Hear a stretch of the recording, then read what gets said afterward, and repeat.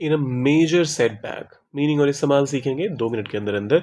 Channel पर नए हैं, ऐश्वर्य हिंदी 1 to 1 पर अगर नए हैं तो फॉलो कर लीजिएगा, सब्सक्राइब कर लीजिएगा। एक बड़े झटके में क्या होता है, एग्जाम्पल्स के माध्यम से देख लेते हैं इसका इस्तेमाल कैसे होता है। In a major setback the project was delayed again.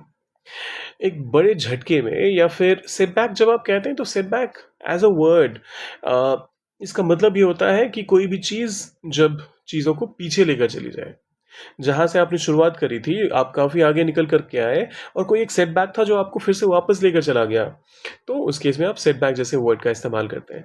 तो एक बड़ा झटका लगा, चीज़ें वापस से बहुत पीछे पहुंच गई, तो the project was delayed again, जो परियोजना है उसमें फिर से देरी हो गई अगेन।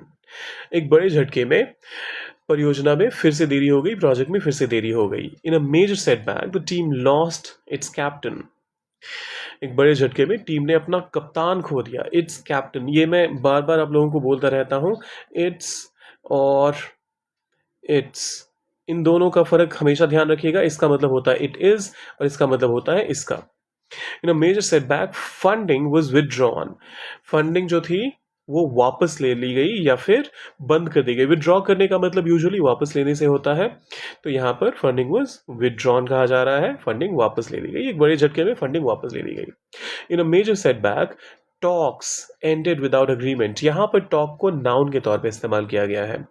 तो जो बातचीत थी विदाउट अग्रीमेंट, बिना किसी समझौते के खत्म हो गई। एंडेड खत्म हो गई, विदाउट अग्रीमेंट एक बड़े झटके में बातचीत खत्म हो गई। In a major setback the plan failed completely. जो योजना थी वो पूरी तरह विफल रही।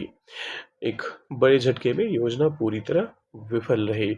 अब एक एग्जाम्पल सेंटेंस डालिए कमेंट में, बाकी लाइक शेयर और सब्सक्राइब करके जाइएगा। मिलते हैं जल्दी।